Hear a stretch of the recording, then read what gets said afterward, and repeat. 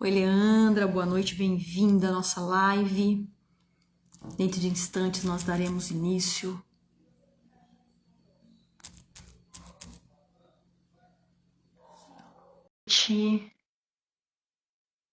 Estou aguardando só o Marcelo testar.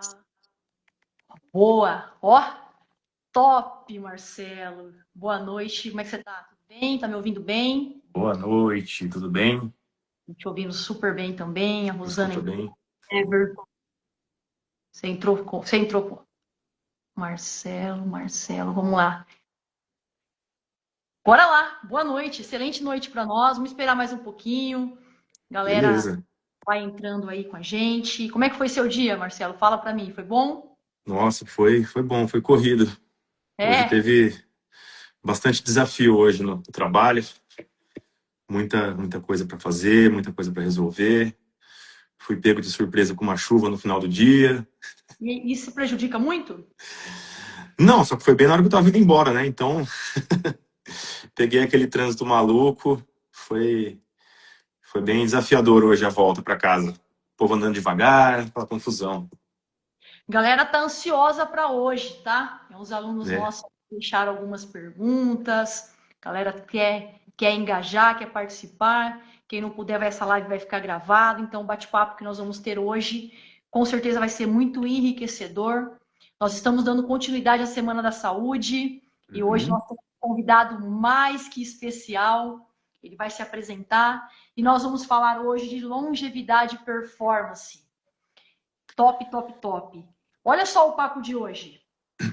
Para quem quer chegar aos 70, 80 ou 90 anos com o corpo de 50? Loucura, né? Então nós vamos bater um papo sobre o que o seu exame de sangue ele fala a teu respeito.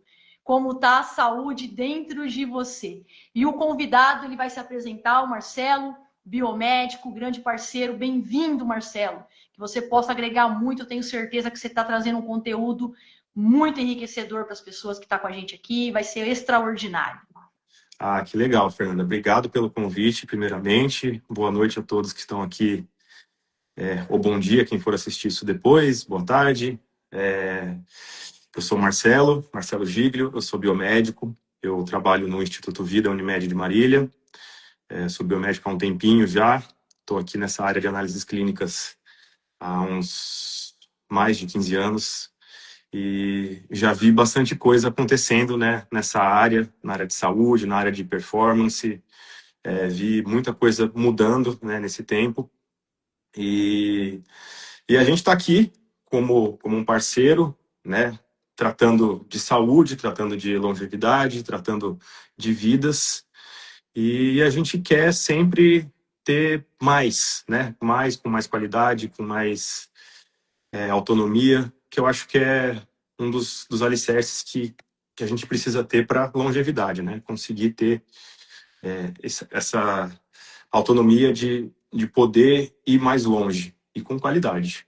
Então, acho que o papel do laboratório é auxiliar isso também, né? Essa prevenção, dar esse embasamento para que a pessoa possa se cuidar com certeza, com garantia de que está fazendo a coisa certa.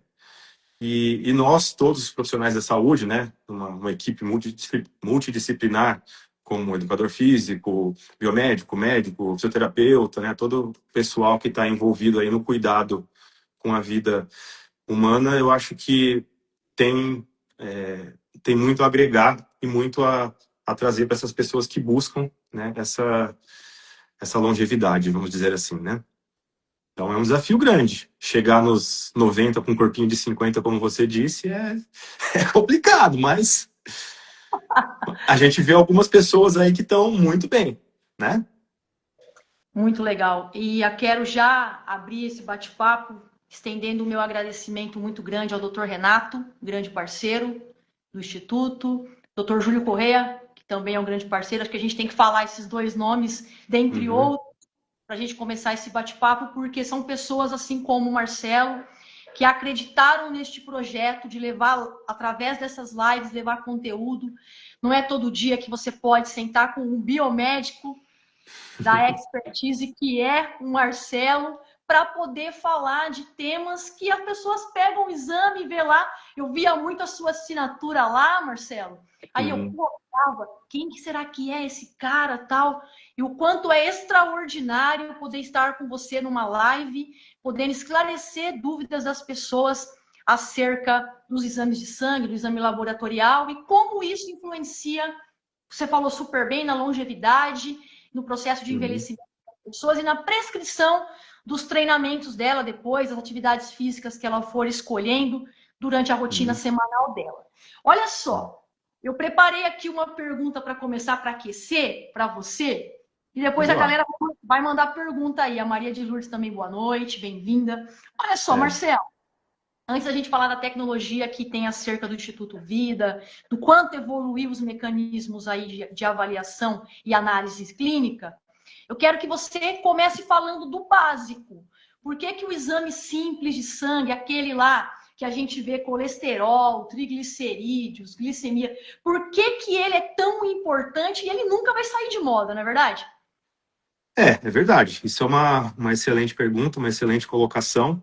Os exames de sangue, né, esses exames que você mencionou aí, são exames básicos, né? Existem diversos exames de sangue que podem ser feitos com diversas aplicações e finalidades, mas tem alguns exames que eles conversam muito com a fisiologia básica, né? Com como o corpo humano funciona, como que está o nosso estado de equilíbrio, né? Ou não, né? Se uma pessoa está com alguma patologia em curso.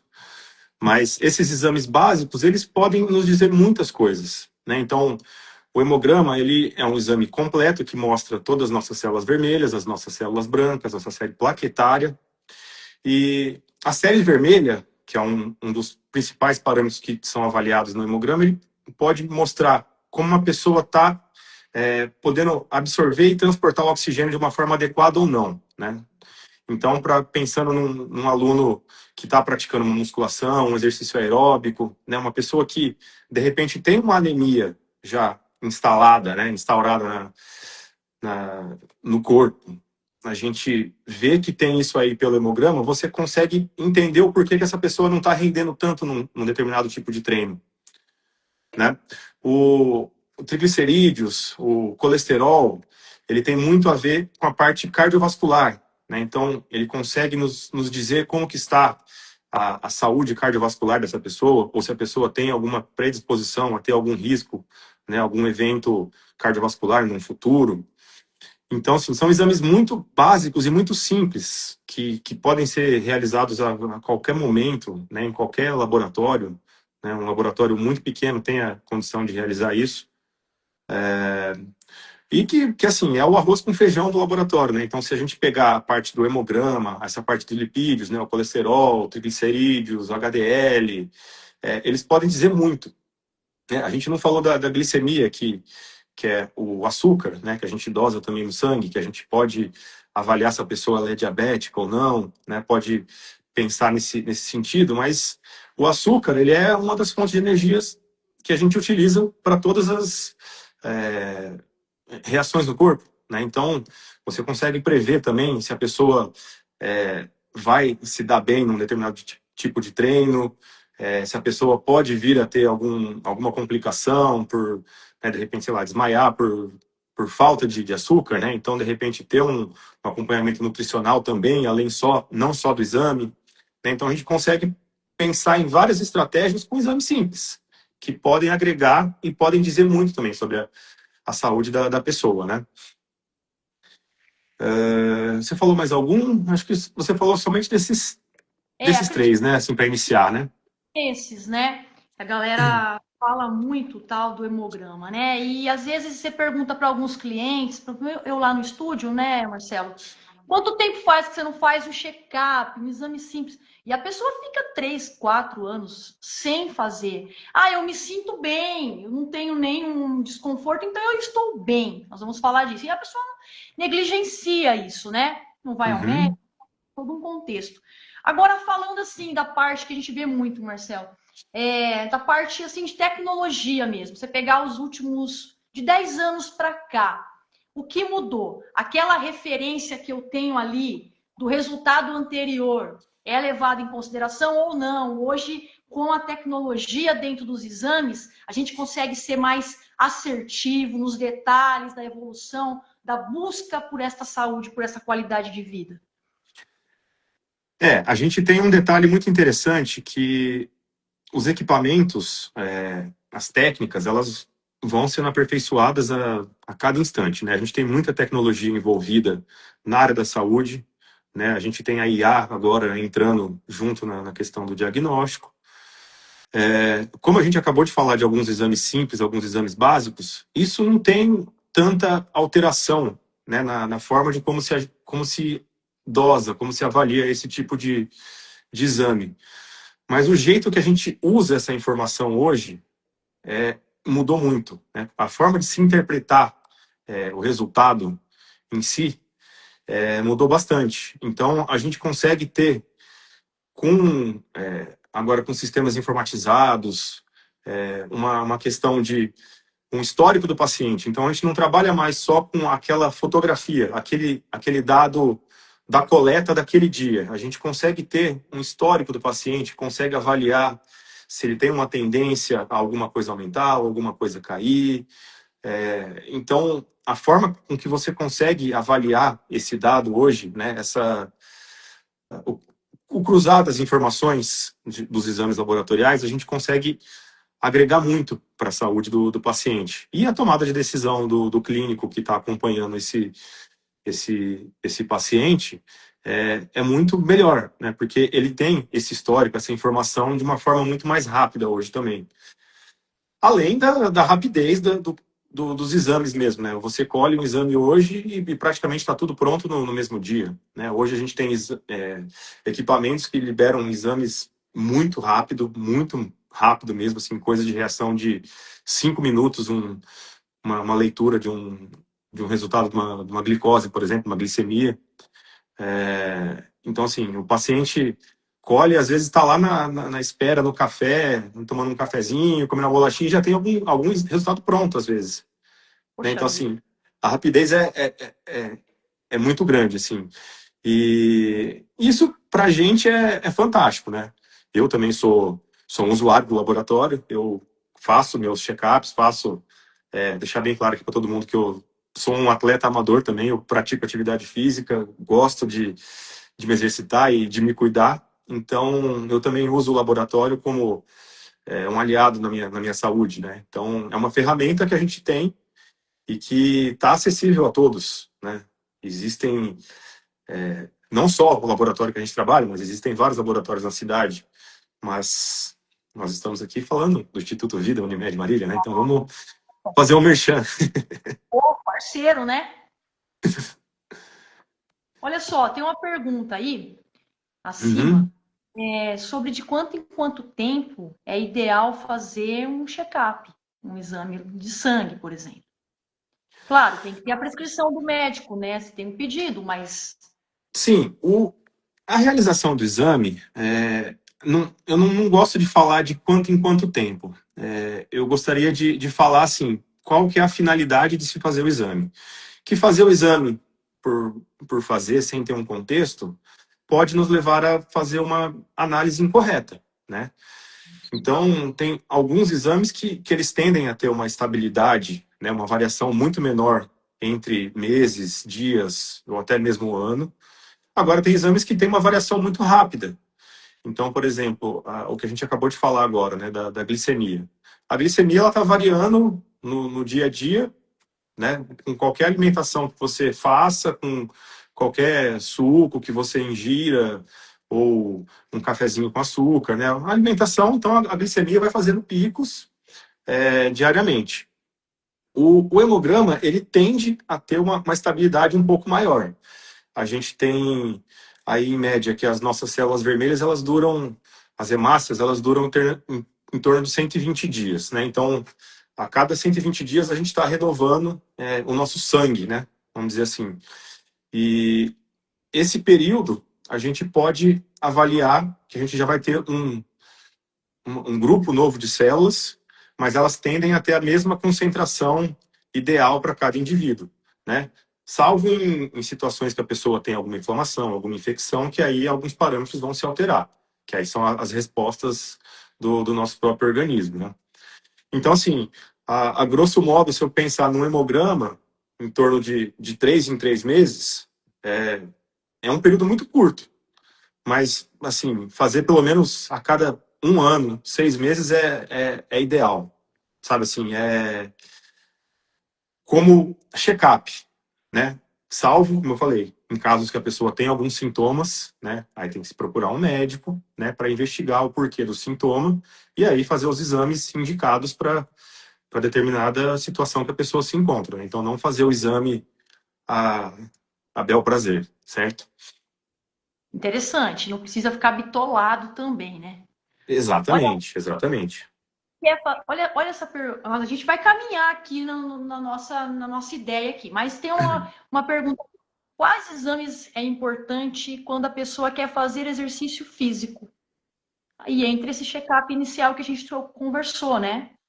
Sim, legal, excelente pergunta. Obrigado, Cristi de Souza. Boa noite. Olha só, antes de fazer exercício físico, a gente precisa pensar, né, qual que é o tipo de exercício físico.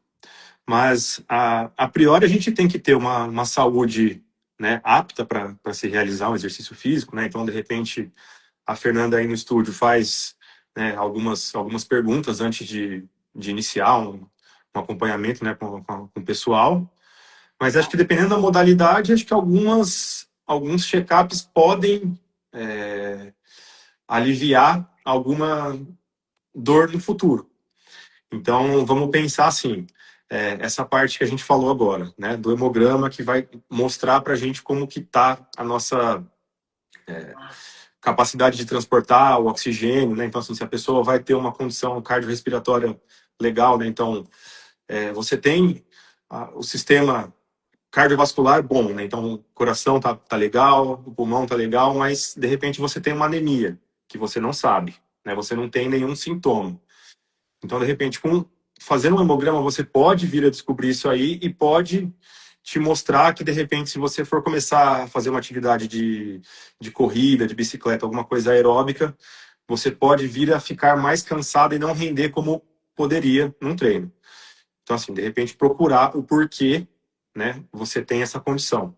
Então, às vezes, uma mulher, por exemplo, uma mulher que tem um ciclo menstrual talvez não tão regular ou que tem um fluxo sanguíneo muito alto, ela pode desenvolver uma anemia durante, né, esse período menstrual, uma anemia que pode ser corrigida, né, depois do cessar o fluxo, mas nesses períodos, né, é uma pessoa que pode vir a ter um pouco mais de dificuldade no desempenhar de uma atividade aeróbica, por exemplo, né?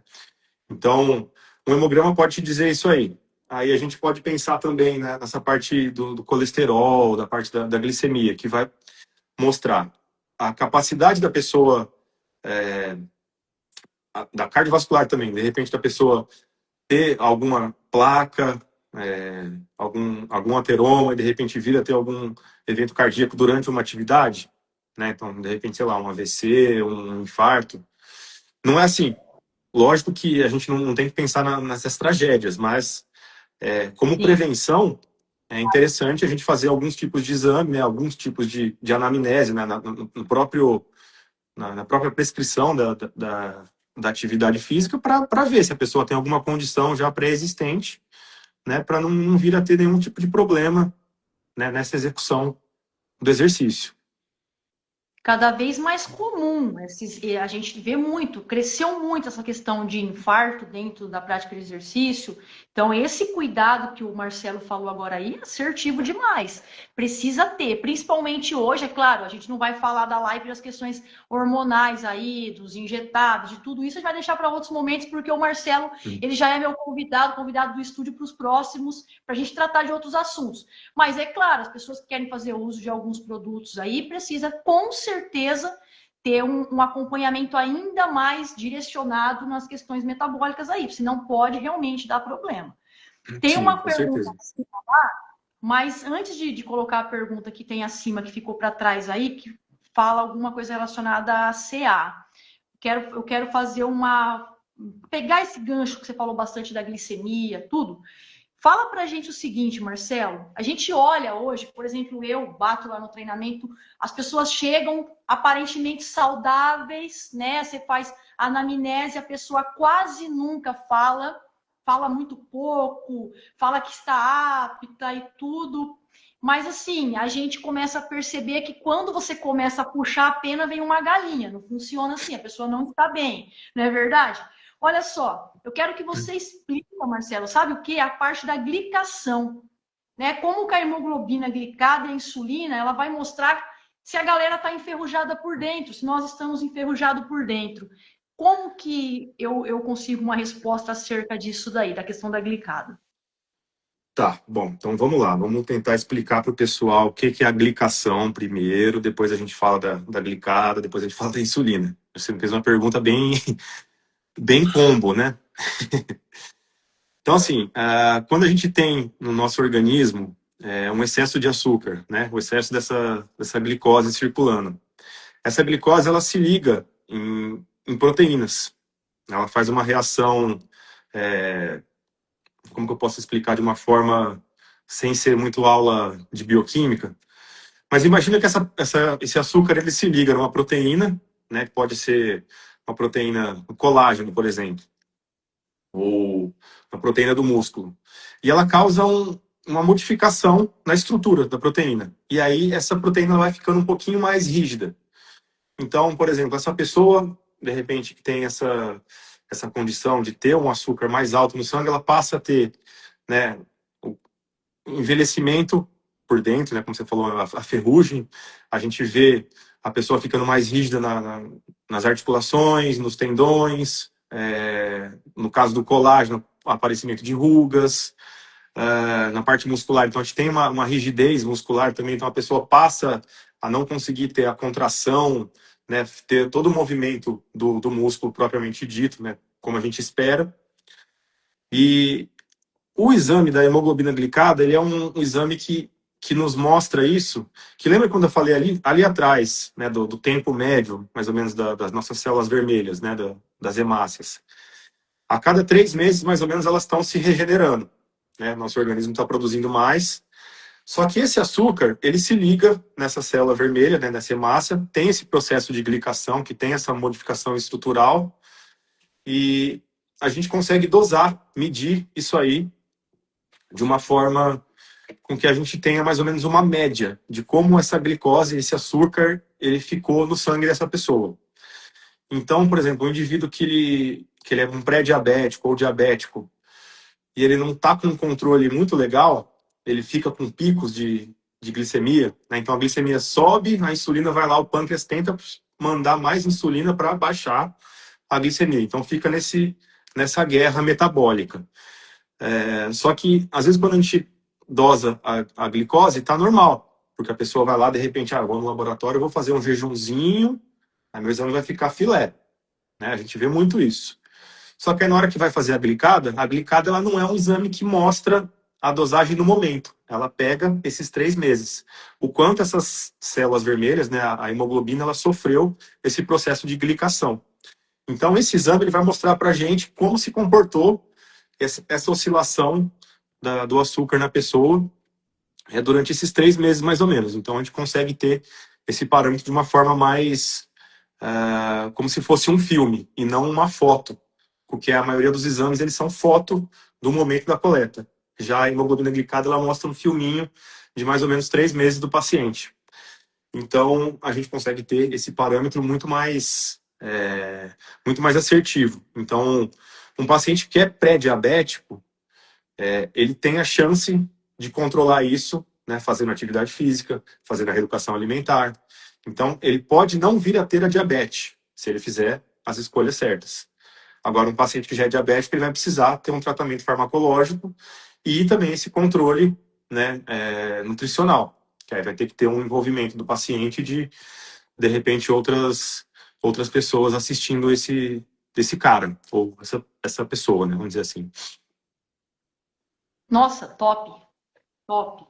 Olha, agora é o seguinte, pensando nessa questão do envelhecimento precoce, que a gente, eu falei, as pessoas Às vezes não se toma um cuidado acerca do que realmente é necessário. A pessoa quer olhar no espelho porque tá forte, né? Mas por dentro, olha lá, dizem que o pior dia para fazer exame é a segunda-feira. É mais ou menos isso aí. Então, uma galera aí que fim de semana eles pisam na jaca. Acho que é isso que ele quis perguntar aí, ó. E o pau tora, e aí na segunda-feira diz que não dá bom. Mas em 2 dias você arrebenta o metabolismo, Marcelo? Como é que é?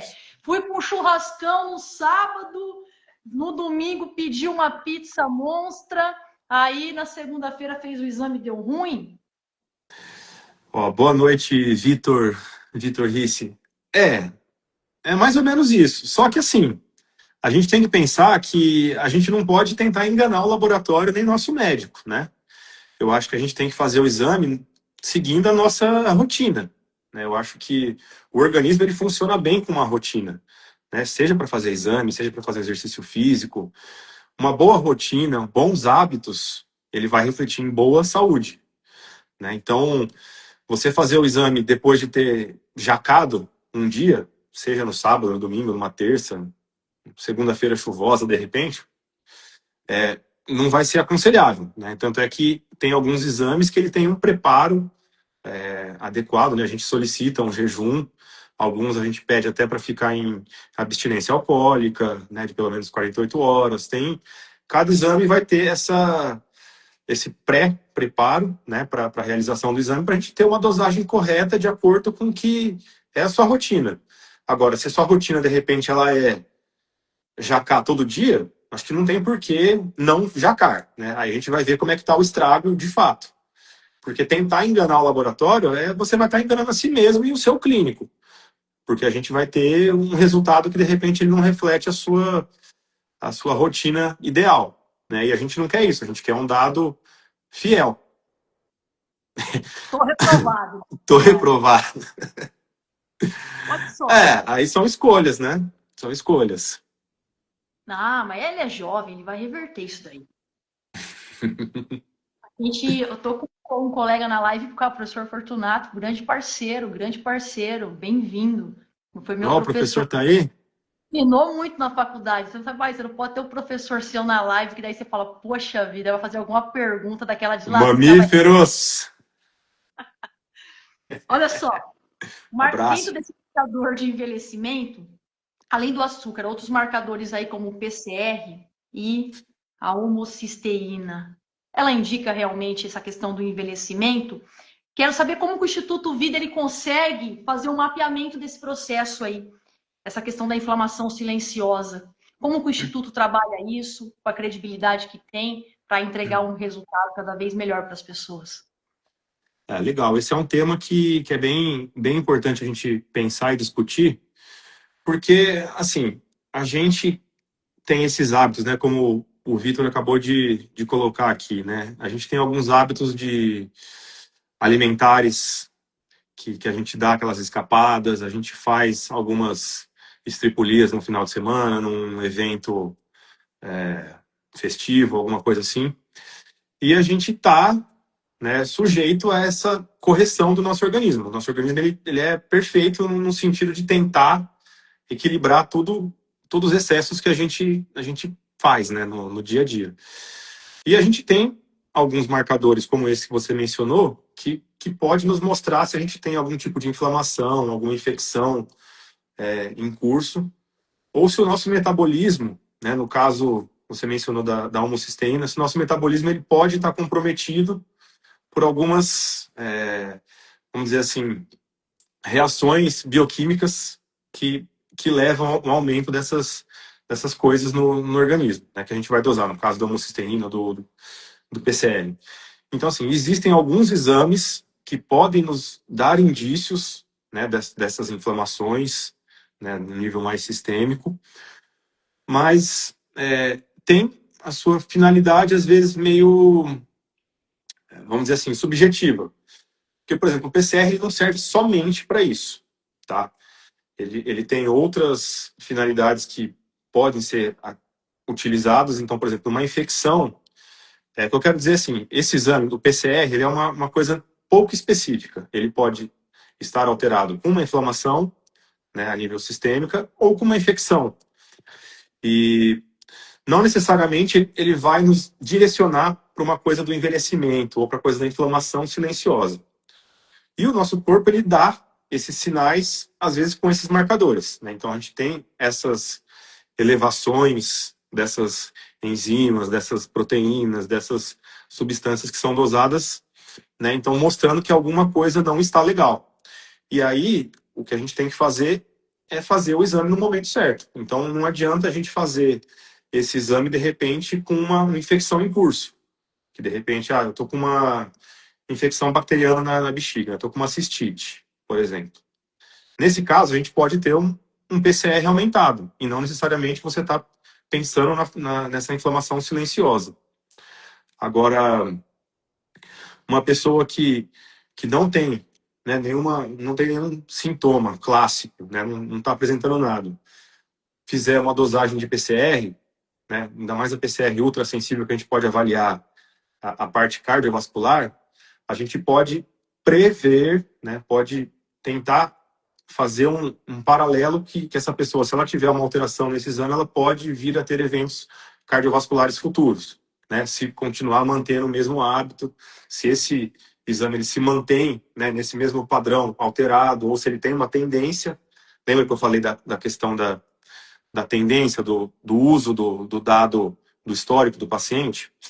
Então, de repente, com essa tendência, a gente conseguir, né, prever essa possível coisa que pode acontecer, no caso do evento cardiovascular.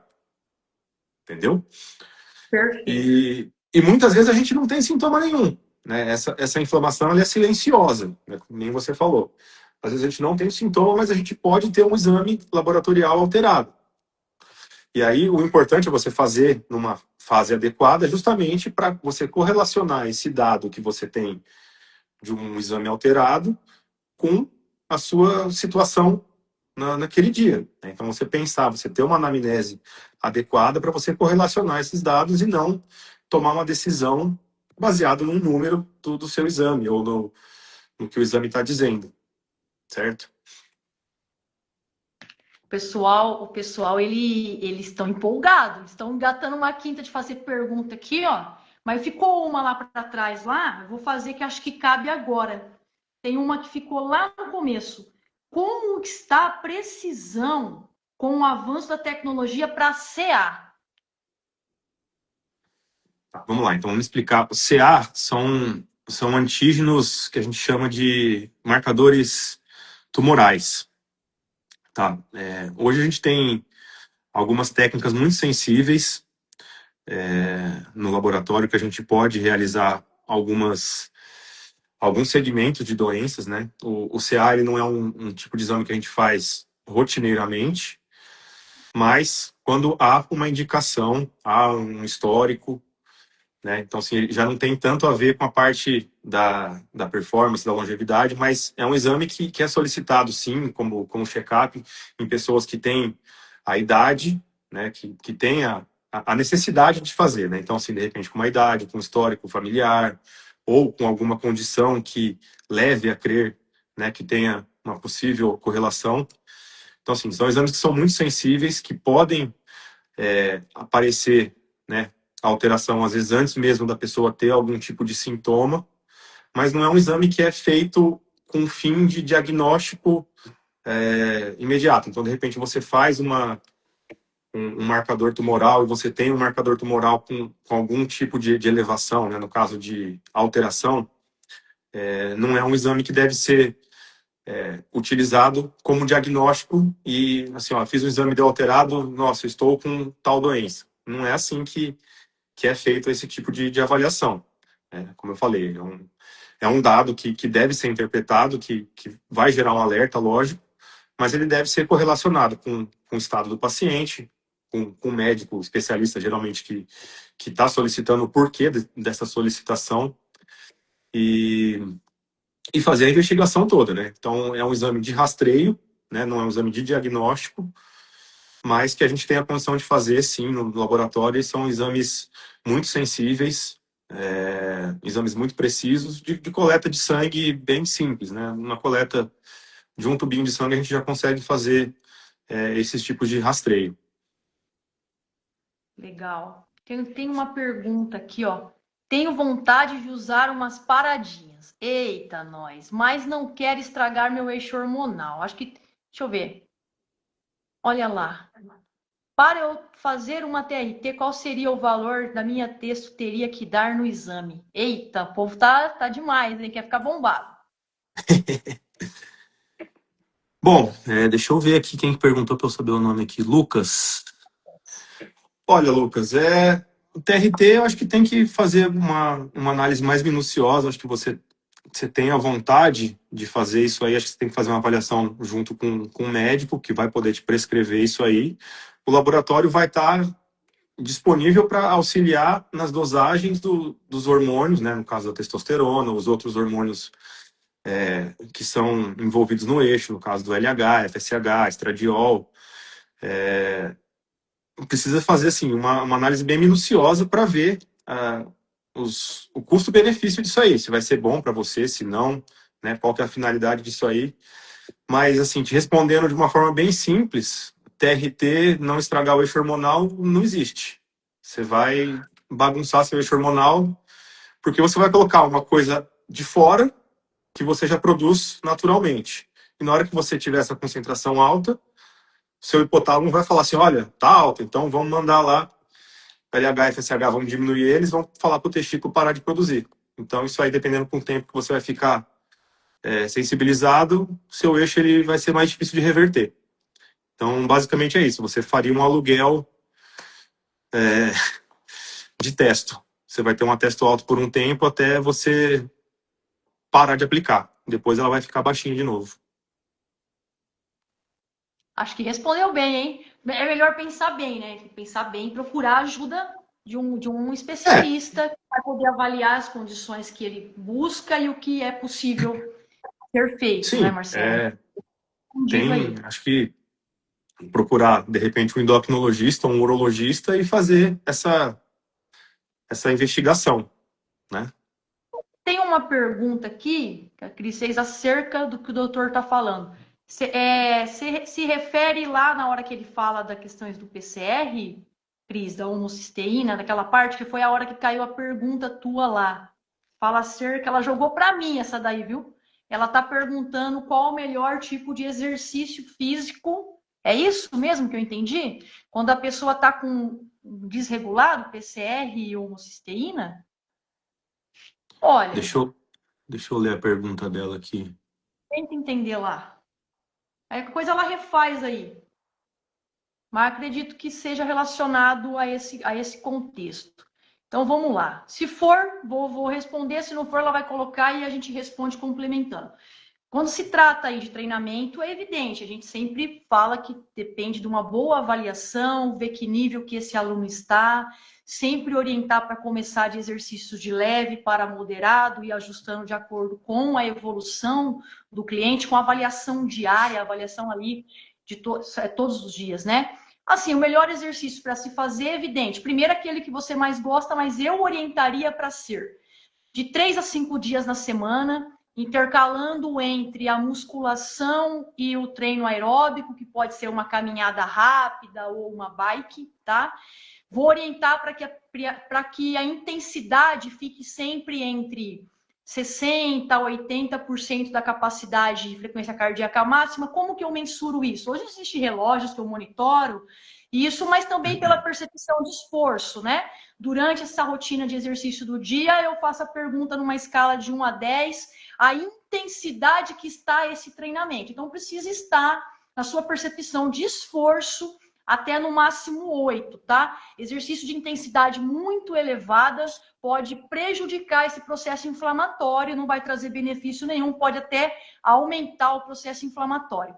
Com relação ao que é melhor na questão de período de treinamento, exercícios aí de baterias de treino, de estímulos de 20 a 60 minutos durante o dia.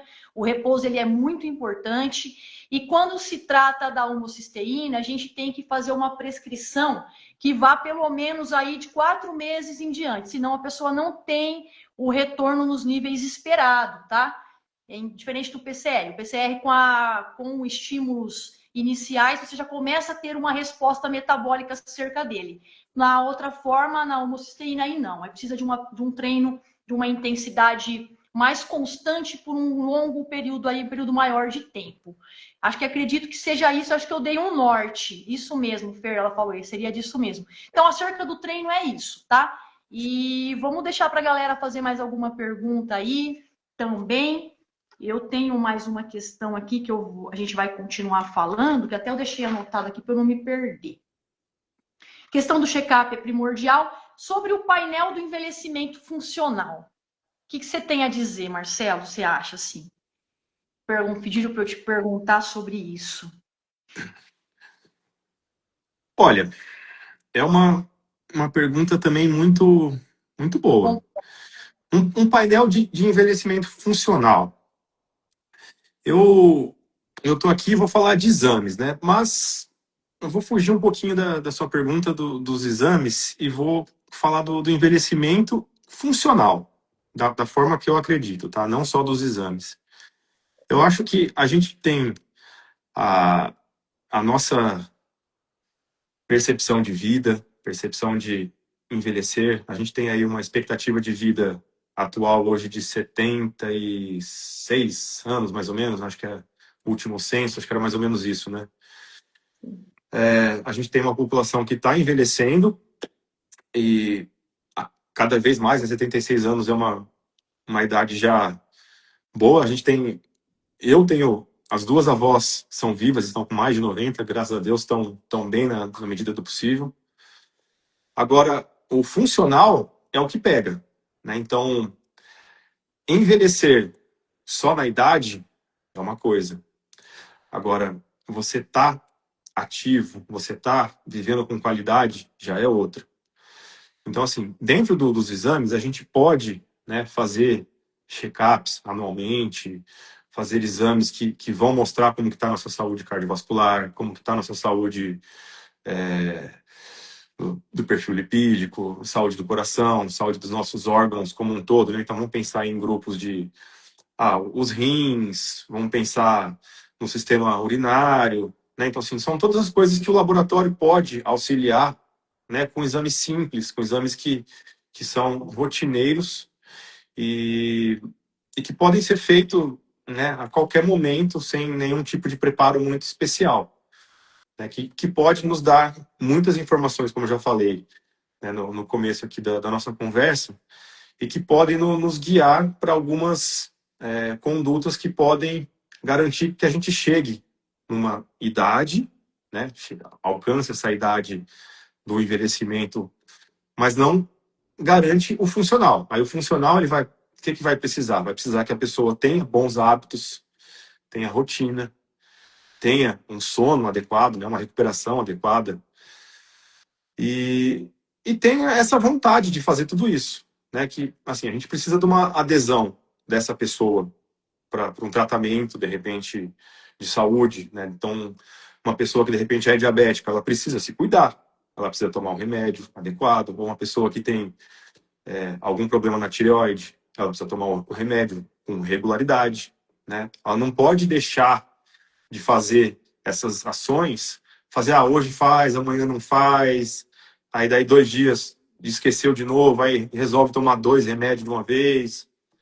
Então, assim, a constância, a recuperação e os bons hábitos alimentares, eles vão garantir que a gente possa ter esse envelhecimento funcional, né? Esse envelhecimento saudável. E a prática do exercício físico, aliado a todos esses bons hábitos, ela vai garantir de fato que uma pessoa ativa, uma pessoa que tenha energia, que tenha capacidade de ir ao supermercado, de trazer as compras, de brincar com os netos, de subir escadas, de sentar na cama, de fazer todas as atividades corriqueiras do dia a dia, né? Isso é independente do realizar ou não o exame. O exame ele vai estar disponível como uma ferramenta, como um plus que a pessoa tenha condição de fazer e tomar atitudes para que ela possa atingir esse envelhecimento saudável, né, e funcional. Então, acho que são essas pequenas ações, né, que vão nos levar para esses 76 e além, não é mesmo? Você falando isso, você me lembrou uma cliente minha de quase 80 e ela faz musculação 3 vezes na semana com a gente, faz pilates mais 2 dias na semana e ela falou assim para mim, Fernanda, ela é cardíaca, tá? Ela falou assim para mim, Fernanda, eu não treino para viver mais, eu treino para viver melhor. Então, isso que você falou, ela falou assim, Fernanda, eu pego minhas 2 bisnetinhas no colo e brinco, entendeu? Eu vou ao supermercado, eu não me sinto cansada. Eu vou passar uma orientação para uma pessoa que trabalha comigo, eu vou tranquila, eu não chego lá ofegante, eu estou de boa, eu estou com autocontrole sobre a minha vida. Então eu vivo todos os dias da melhor maneira que eu posso, porque eu me cuido. Eu treino, eu vou no médico, eu faço o acompanhamento. Então, isso que você falou, Marcelo, você foi muito feliz na sua colocação. As pessoas projetam próximos 20, 30 anos da vida, mas elas deixam de cuidar do agora. Isso que você falou, estabelecer rotina, coisas básicas. Então, parabéns, vamos deixar acrescenta vida aos anos, não só anos da vida. A Maria de Lourdes Exatamente, olha. muito bem, entendeu? Então é sobre isso. A galera que é na fase aí dos 30 e poucos anos, que acho que a gente se enquadra nesse momento, né, Marcelo? Você deve ter 20. E o que acontece? A gente 23. né? 23, né? A gente projeta até os 80, 90, 100, né? E a galera que tá já lá nos 90, eu tenho uma de 92 anos, ela fala para mim, eu só tenho hoje, Fer. Mas na verdade não é só ela que só tem hoje. Todos nós só temos o agora, não é verdade? É isso que nós às vezes Sim. vamos passar. O momento do autocuidado. Vamos ver se tem mais alguma pergunta importante, que a abordagem aí, então nós vamos deixar o Marcelo respondendo até amanhã, ele não vai querer nunca mais participar com a gente. E Não, mal bora lá. que ele já está na escala para mais um monte de contato como esse. Alguém quer fazer mais alguma pergunta para o Marcelo? Aproveita, que não é sempre que você tem um biomédico à disposição para estar te tirando dúvidas, hein? E do mais, eu acredito que tem mais alguma coisa para acrescentar. Olá, a vida é uma sucessão de hojes que chamam de futuro. Ele é filósofo O demais. pessoal está inspirado hoje, olha só quantas Foi você que fez isso com as pessoas, viu, Marcelo? frases de efeito, né? Quantas frases de efeito. É, Deixa eu aproveitar esse momento aqui que o pessoal tá filósofo. Deixa eu agradecer o pessoal que tá aqui disponível com a gente, tá ao vivo aqui também, tá escutando a gente conversar, esse bate-papo. Agradecer ao pessoal lá do laboratório que torce por mim, que falou que ia vir aqui colocar perguntas, ia me deixar com saia justa aqui com você, ia me fazer umas perguntas difíceis.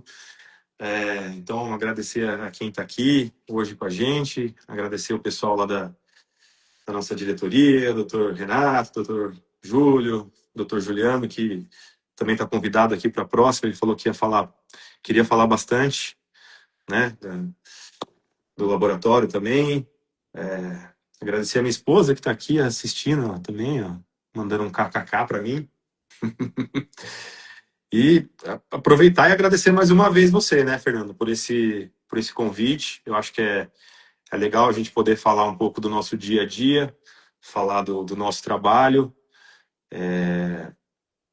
e aproveitar e deixar um convite para você, a hora que você quiser ir lá conhecer a nossa estrutura, a nossa área técnica.